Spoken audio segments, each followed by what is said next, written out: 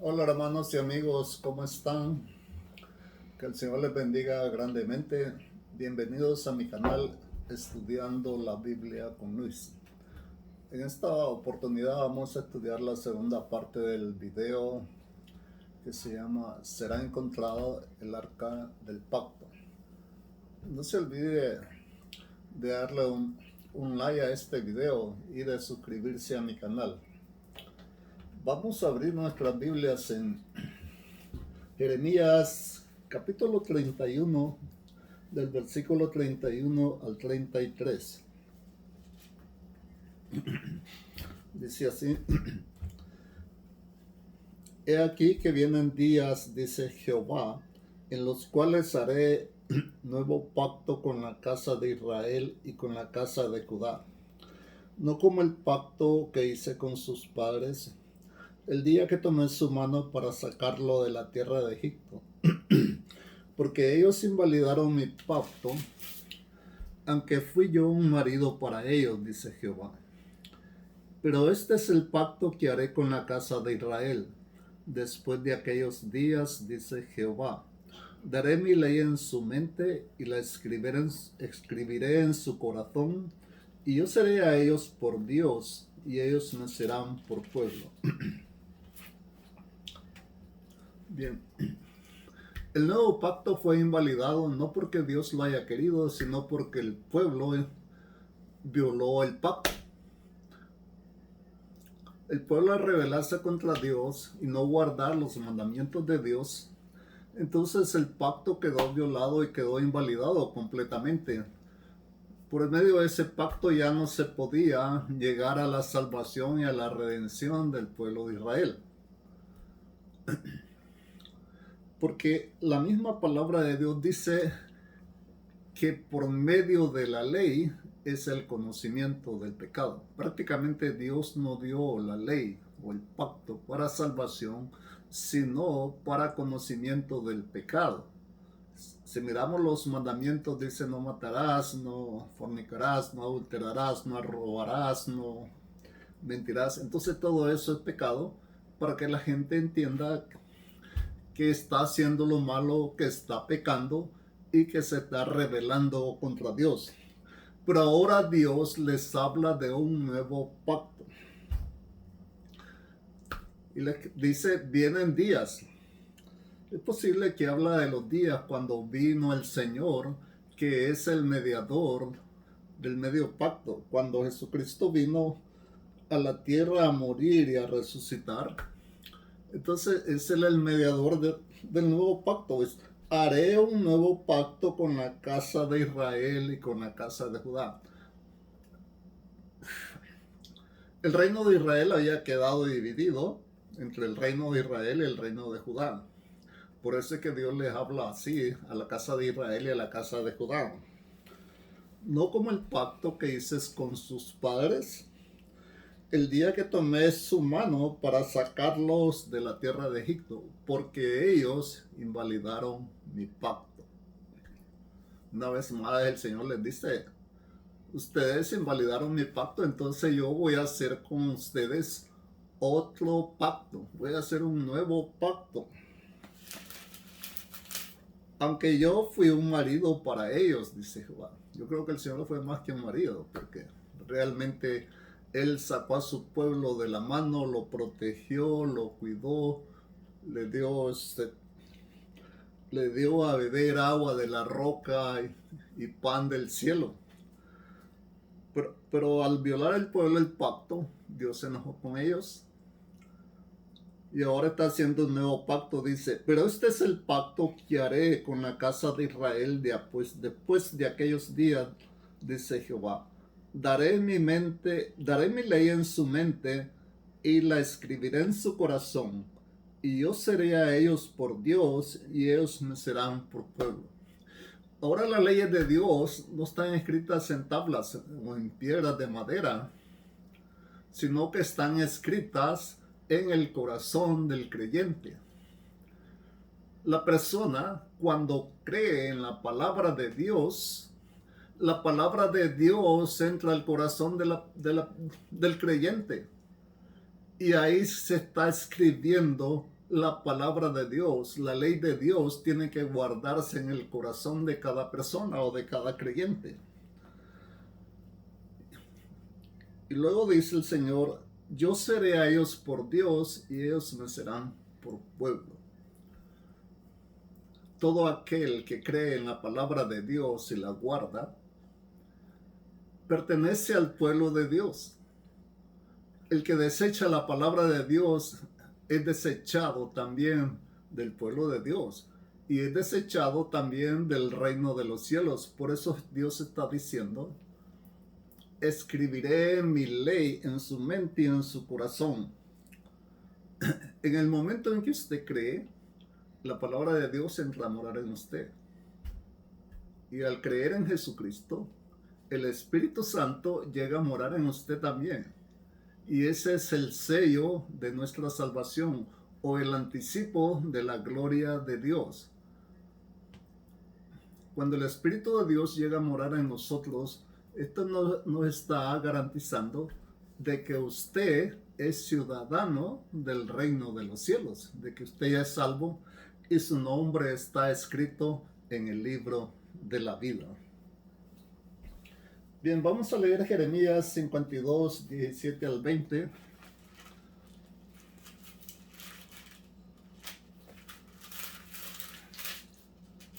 (52, 17 al 20). Dice, y los caldeos quebraron las columnas de bronce que estaban en la casa de Jehová y las basas, y el mar de bronce que estaba en la casa de Jehová, y llevaron todo el bronce a Babilonia. Se llevaron también los calderos, las palas, las despabiladeras, los tazones, las cucharas, y todos los utensilios de bronce con que se ministraba, y los incensarios, tazones, copas, hoyos, candeleros, escudillas y tazas, lo de oro por oro y lo de plata por plata. Se llevó el capitán de la guardia. Las 2 columnas, un mar y los 12 bueyes de bronce que estaban debajo de las basas que había hecho el rey Salomón en la casa de Jehová. El peso del bronce de todo esto era incalculable. Cuando los caldeos invaden Jerusalén, invaden Israel, se llevan cautivos al pueblo de Israel a Babilonia. Por causa de la misma rebelión y los pecados del pueblo son castigados por Dios. Pero ahora estos caldeos saquean el templo y se llevan todos los tesoros del templo.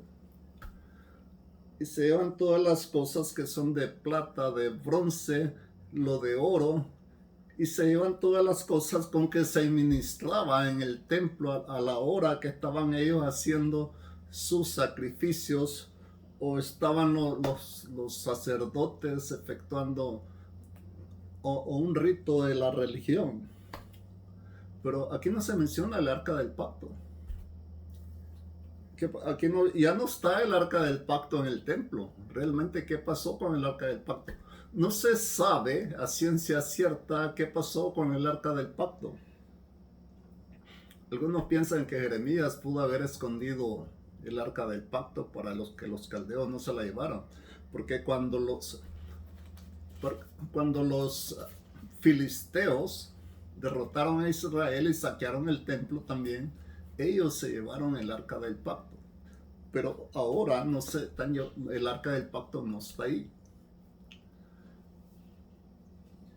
Realmente no sabemos si realmente Jeremías la pudo haber escondido o no, o pudo haber pasado alguna otra cosa, porque la Biblia no dice claramente qué pasó con el arca del pacto.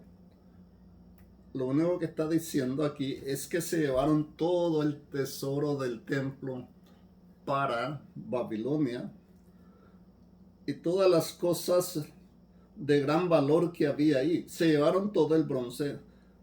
Y dice que el peso del bronce, de todo el bronce, era incalculable. Es decir, no se sabía exactamente qué cantidad de bronce había ahí. No se pudo pesar porque era demasiado el bronce que había en el templo.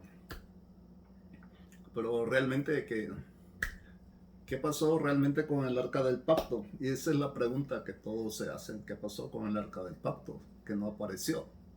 Ya de ahí para entonces ya no se volvió a saber del arca del primer pacto. Realmente, cuando Dios hace un segundo pacto, el nuevo pacto, el arca ya no va a significar lo que significaba antes.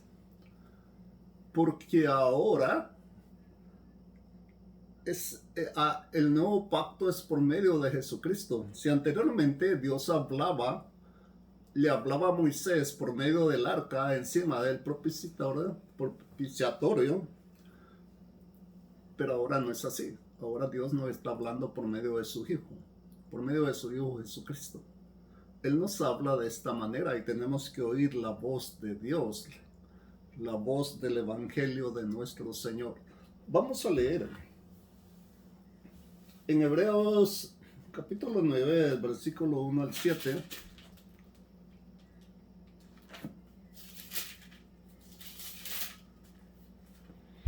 Dice así: ahora bien, aún el primer pacto tenía ordenanzas de culto y un santuario terrenal, porque el tabernáculo estaba dispuesto así. En la primera parte, llamada el lugar santo, estaba el candelabro, la mesa y los panes de la proposición. Tras el segundo velo estaba la parte del tabernáculo, llamada el lugar santísimo, el cual tenía un incensario de oro y el arca del pacto cubierta de oro por todas partes, en la que estaba una urna de oro que contenía el maná, la vara de Aarón que reverdeció y las tablas del pacto. Y sobre ella los querubines de gloria que cubrían el propiciatorio, de las cuales no se puede ahora hablar en detalle. Y así dispuestas estas cosas, en la primera parte del tabernáculo entran los sacerdotes continuamente para cumplir los oficios del culto. Pero en la segunda parte, solo el sumo sacerdote, una vez al año, no sin sangre, la cual ofrece por sí mismo y por los pecados de ignorancia del pueblo. Bien, lo que la Biblia dice aquí es que aún el primer pacto tenía ordenanzas de culto y un santuario terrenal. Cuando dice un santuario terrenal, es algo que construyeron los hombres, no que construyó Dios. Ese es un santuario terrenal. El tabernáculo estaba dispuesto así en la primera parte, llamada el lugar santo. Primero estaba el lugar santo, donde los sacerdotes ministraban al pueblo, y estaban el candelabro, la mesa y los panes de la proposición. Ahí frecuentemente los sacerdotes iban a ministrar al pueblo cuando ellos ofrecían los sacrificios. Y tras el segundo velo estaba la parte del tabernáculo llamada el lugar santísimo. Hay una diferencia entre el lugar santo y el lugar santísimo, porque ¿qué es lo que había en el lugar santísimo? Había un incensario de oro y el arca del pacto cubierta de oro por todas partes, en la que estaba una urna de oro que contenía el maná, la vara de Aarón que reverdeció y las tablas del pacto. Entonces el arca contenía tres cosas que en ese tiempo eran muy valiosas y que para los judíos representaban pues algo muy sagrado. Pero el sacerdote solo una vez podía entrar al lugar santísimo, desde donde Dios le hablaba a Moisés. Una vez al año, no se le permitía entrar más. Y tenía que ofrecer sacrificios por sus pecados y por los pecados del pueblo. Y esto tenía que hacerlo cada año y cada año. No podía entrar más de una vez porque ese era el lugar santísimo y estaba prohibido para los sacerdotes y para cualquier persona entrar al lugar santísimo. Sobre el arca estaban los querubines de gloria que cubrían el propiciatorio, de las cuales cosas no se puede hablar ahora en detalle, es lo que nos dice Hebreos. Y así estaban dispuestas las cosas en la primera parte, donde entran los sacerdotes continuamente para los oficios del culto. Pero notamos que dice que el arca del pacto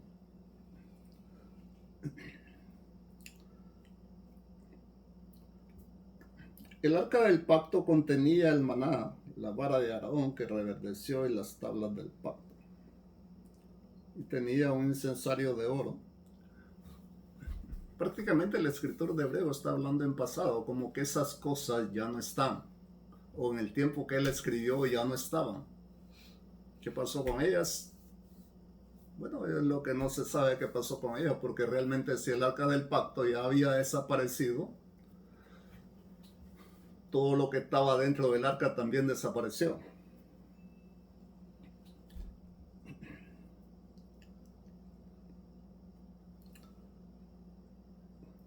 En la segunda parte, solo el sumo sacerdote una vez al año, no sin sangre, la cual ofrece por sí mismo y por los pecados de ignorancia del pueblo.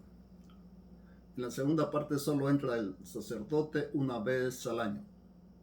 Aún sin estar el arca ahí, eso siempre se le llamaba el lugar santísimo.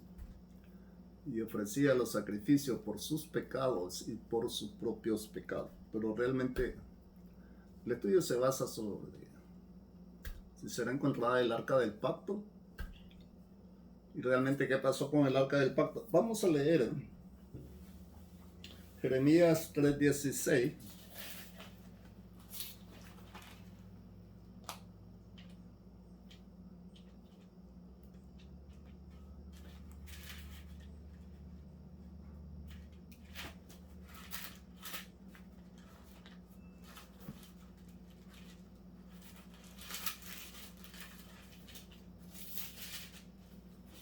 Jeremías 3:16.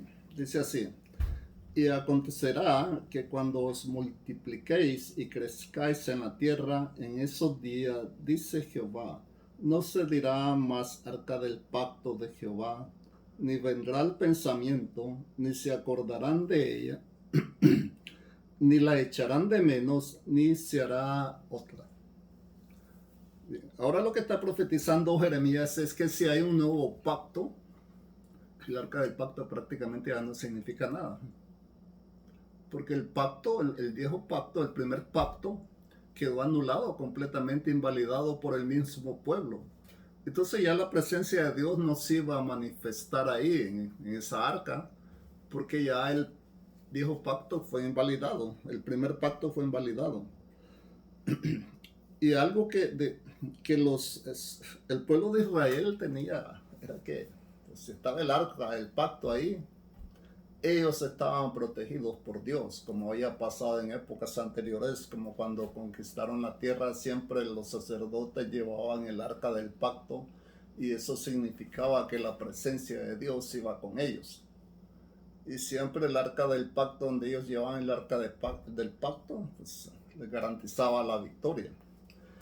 Pero ahora dice Jeremías, cuando os multipliqué y crezcase en la tierra en esos días, dice Jehová, no se dirá más arca del pacto de Jehová, ni vendrá el pensamiento, ni se acordarán de ella, ni la echarán de menos.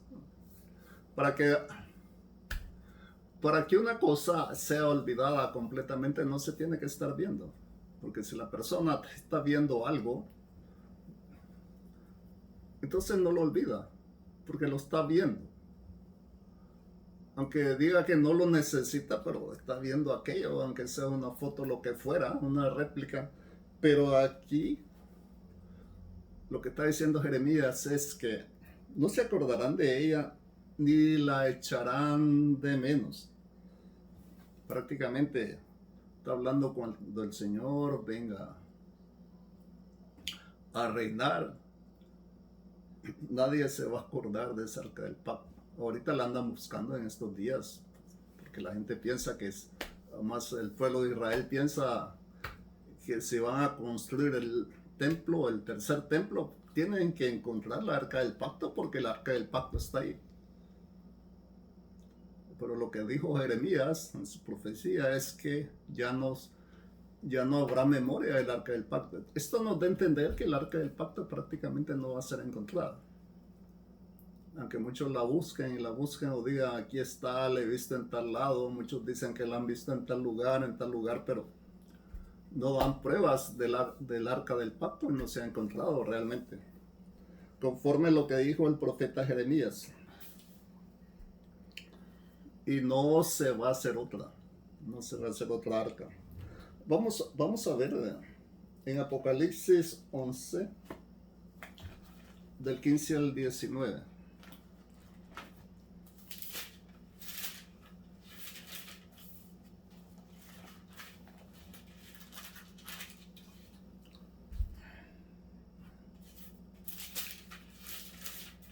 Bien. Dice así: el séptimo ángel tocó la trompeta y hubo grandes voces en el cielo que decían: los reinos del mundo han venido a ser de nuestro Señor y de su Cristo, y Él reinará por los siglos de los siglos. Y los 24 ancianos que estaban sentados delante del Dios en sus tronos se postraron sobre sus rostros y adoraron a Dios, diciendo: te damos gracias, Señor Dios Todopoderoso, el que eres y que eras y que has de venir, porque has tomado tu gran poder y has reinado, y se airaron las naciones y tu ira ha venido, y el tiempo de juzgar a los muertos y de dar el galardón a tus siervos los profetas, a los santos y a los que temen tu nombre, a los pequeños y a los grandes, y de destruir a los que destruyen la tierra.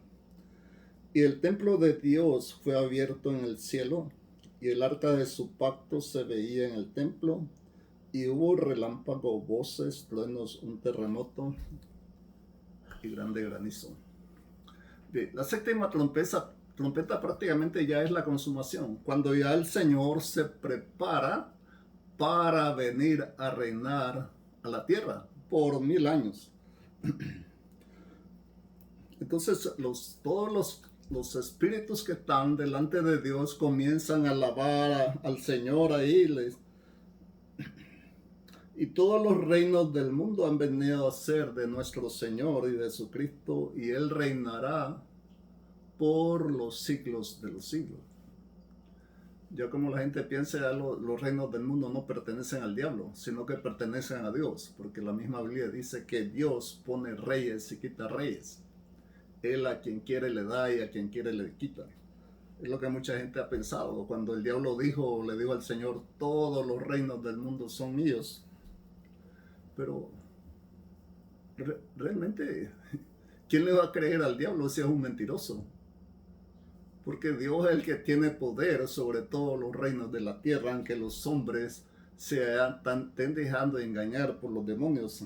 Y todos se postraron delante de Dios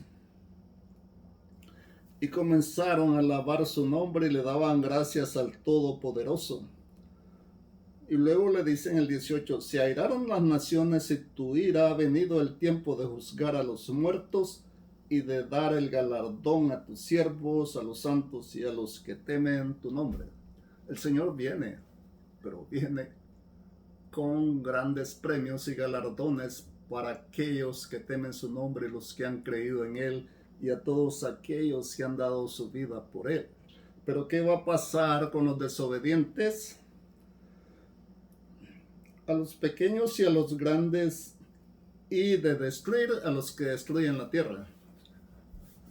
¿Quiénes son los que están destruyendo la tierra? ¿Sabe usted que la tierra está siendo saqueada? Todos los días se sacan los minerales de la tierra, el petróleo, oro, plata, hierro y todas las cosas. ¿Y qué es lo que está pasando con la tierra? Que prácticamente la tierra se ha debilitado. Y esto ha hecho que la corteza de la tierra, que es lo que produce los minerales, cada vez esté más débil. Y esto está provocando terremotos.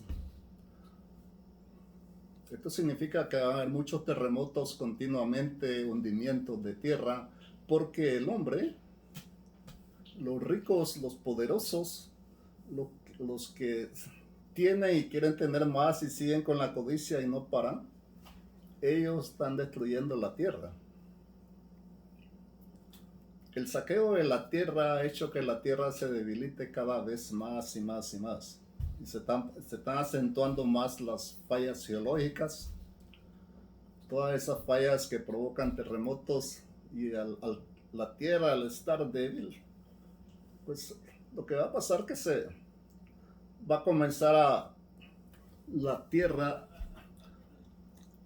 a decir, ya no, como una persona cuando dice que sufre mucho y dice, ya no aguanto más.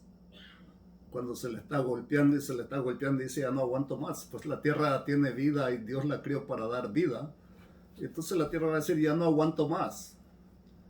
Ya he perdido toda mi energía y toda mi fuerza, y va a empezar a desplomarse. Todo se va a empezar a destruir. Por eso dice la Biblia, el Señor va a destruir a los que destruyen la tierra. Y aquí vemos una cosa, el templo de Dios fue abierto en el cielo y el arca de su pacto se veía en el templo. El templo de Dios no es el templo que los hombres han hecho aquí en la tierra. El arca de su pacto. Muchos han creído que el arca del pacto de Dios está en el cielo, porque ahí está hablando del arca del pacto, o sea, tal vez se refieren al primer pacto, pero realmente al cielo no va a entrar ninguna cosa y ningún objeto hecho por manos humanas. Definitivamente no. En el cielo no entra nada de eso. Cuando el pueblo de Dios entre a reinar con el Señor, no se va a llevar nada de lo que tiene aquí. Ni ropa, ni zapatos, ni tarjetas de crédito, ni dinero. Porque todo eso va a quedar. Nada trajimos a este mundo, nada podemos sacar. Nada de lo que tenemos aquí sirve allá. No tiene ningún valor. Aunque la gente se esté matando por el dinero y las cosas materiales de aquí, no tiene valor cuando el Señor venga a levantar a su pueblo, porque Él nos dará vestiduras blancas y resplandecientes, vestiduras nuevas y un cuerpo completamente espiritual. Entonces, ¿cuál es el arca del pacto que aparece aquí? No es el arca de que construyó Moisés. Si Jesucristo es el mediador del nuevo pacto, Él es el arca del nuevo pacto. Realmente Jesús es el arca del nuevo pacto. Por eso Jeremías dijo, no habrá memoria de esa arca.